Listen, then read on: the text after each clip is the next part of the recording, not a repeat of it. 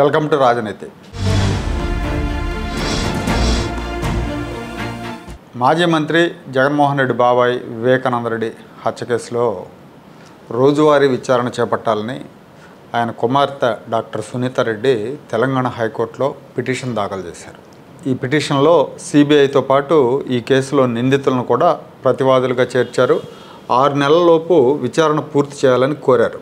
గత 15 నెలలుగా దీని మీద ఈ కేసు మీద విచారణ జరగట్లేదు, విచారణ నత్తనడక నడుస్తుందని చెప్పి ఆవిడ పిటిషన్లో పేర్కొన్నారు. హైకోర్టు సిబిఐతో పాటు ఇతర ప్రతివాదులకు నోటీసులు జారీ చేసింది. తదుపరి విచారణను 4 వారాలకు వాయిదా వేసింది. అంటే ఆవిడ 6 నెలలలోపు ఈ కేసు విచారణ ముగించండి మహాప్రభు అని పిటిషన్ దాఖలు చేస్తే సరే దానికి తదుపరి విచారణ 1 నెల రోజులకు వాయిదా వేశారు. ఇంకా ఆ తర్వాత ఉండేది 5 నెలలు. 5 నెలల్లో మళ్ళీ వేసవి సెలవులు ఇలాంటివన్నీ ఉంటాయన్నమాట. కాబట్టి 6 నెలల్లో ఇది పూర్తి చేయమని ఆదేశాలు ఇచ్చే అవకాశాలే లేవు. ఇదొకటి. ఇంకొకటి, తెలంగాణ హైకోర్టు వేదికగానే ఇంకొకటి కూడా చెప్పుకోవాల్సిన అంశం ఏంటంటే, ఈరోజు ప్రజాప్రతినిధుల మీద ఉన్న కేసులు ఏవైతే ఉన్నాయో వాటి విచారణకు సంబంధించిన పురోగతి మీద విచారణ జరిగింది. సుప్రీంకోర్టు ఆదేశాల మేరకు సుమోటోగా ప్రత్యేక ధర్మాసనం దీన్ని విచారిస్తూ ఉంది. ఈ విచారణలో హరిరామ్ జోగయ్య, మాజీ మంత్రి చేగొండ హరిరామ్ జోగయ్య దాఖలు చేసిన పిల్ను కూడా కలిపి విచారించారు.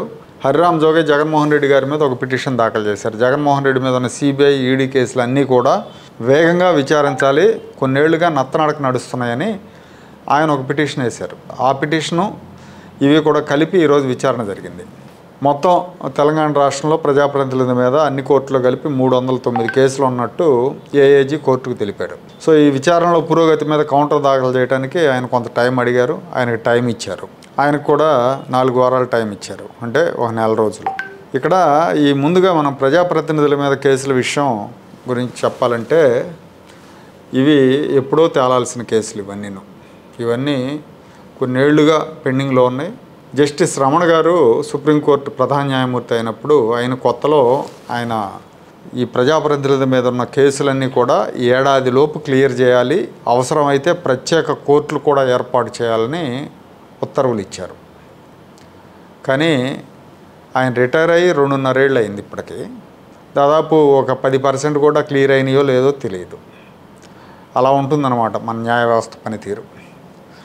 ప్రకటనలు, తీర్పులు చాలా ఆర్భాటంగా ఇస్తున్నారు, కానీ ఈ ప్రజాప్రతినిధుల కేసులకు సంబంధించి పురోగతి మాత్రం లేదు. ఇప్పుడు ఫర్ ఎగ్జాంపుల్ జగన్మోహన్ రెడ్డి కేసులో తీసుకుంటే 13-14 ఏళ్ళుగా నడుస్తున్నాయి. ఇంతవరకు అసలు ఒక తొలి మెట్టు ఎక్కల.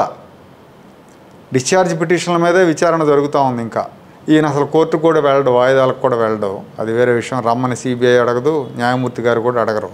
సో ఇది ఇంకో 25 ఏళ్ళకు కూడా తేలుతుందన్న నమ్మకం అయితే ఎవరికి లేదు, ప్రజలకైతే లేదు. ఈ ప్రహసనాలు చూస్తున్న వాళ్ళందరికీ ఎవరికీ నమ్మకం లేదు. That all depends on Delhi అన్నట్టుగా ఉంది. ఇక వివేకానంద రెడ్డి గారి కేసు, అది కూడా అంతే. పాపం సునీత రెడ్డి గారు 6 ఏళ్లుగా ఒంటరి పోరాటం చేస్తున్నారు. భయంకర ఫ్యాక్షనిస్టులకి వ్యతిరేకంగా ఆవిడ ఈ కేసులో ఫైట్ చేస్తున్నారు. ఆవిడ మనోధైర్యానికి ఒప్పుకోవాలి. ఎందుకంటే ఫ్యాక్షనిస్టులనే కాదు, ఆ రోజున కేంద్రం, రాష్ట్రం రెండూ కూడా ఈ కేసులో సహాయ నిరాకరణ చేసినాయి. ఎక్కడ ఆవిడకి సానుభూతి కానీ, సాంత్వన కానీ, సహాయం కానీ దొరకల. కేంద్రం ఆశీస్సులు ఉన్నందువల్లే అవినాష్ రెడ్డిని అరెస్ట్ చేయలేకపోయింది సిబిఐ. అవినాష్ రెడ్డి అరెస్ట్లో ఎన్ని వింతలు విడ్డూరాలు చూసాం మనం. కింది కోర్టు నుంచి పై కోర్టు దాకా ఆటాడుకున్నాడు అతను. చివరికి అరెస్ట్ చేయడానికి వచ్చిన సిబిఐ అధికారులు తోక ముడుచుకొని వెళ్ళిపోయారు, చేయలేకపోయారు. అంటే ఇక్కడ ఈ కేసులో అవినాష్ రెడ్డి అరెస్ట్ అయితే ఆ తర్వాత వంతు ఎవరిదో కూడా అందరికీ తెలుసు. అందుకే జగన్మోహన్ రెడ్డి తన శక్తియుక్తులన్నింటినీ కూడా ఈ కేసు మీద పెట్టి కేంద్ర పెద్దలను ప్రభావితం చేస్తున్నారని ఆరోపణలు ఉన్నాయి. స్టిల్ ఇప్పటికి కూడా చేస్తున్నారని. దస్తగిరి అప్రూవర్గా మారినా రేపొద్దున సునీల్ యాదవ్ కూడా అప్రూవర్గా మారుతానంటున్నాడు. ఒకవేళ అతను కూడా అప్రూవర్గా మారి అవినాష్ రెడ్డి మీద చెప్పినా కానీ ఆయన మీద ఏగవాలదు. పైగా వీళ్ళ ప్రాణాలకు ముప్పు. వాళ్ళు కూడా అదే చెప్తున్నారు, మా ప్రాణాలకు ముప్పు ఉంది, మాకు రక్షణ కల్పించండి అని. ఇలా కోరుతూనే ఉంటారు. ఆ రోజుల్లో పరిటాల రవి కూడా ఇట్లాగే అసెంబ్లీ సాక్షిగా చెప్పారు, నా ప్రాణాలకు ముప్పు ఉంది, నాకు రక్షణ కల్పించండి అని. కానీ ఏమైంది?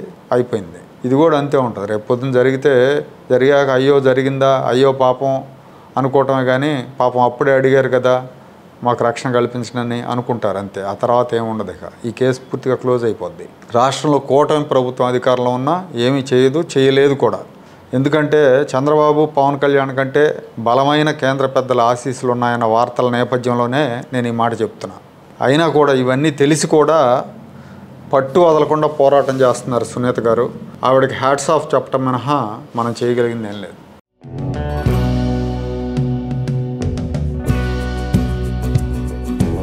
Like, share and subscribe to Rajaniti channel.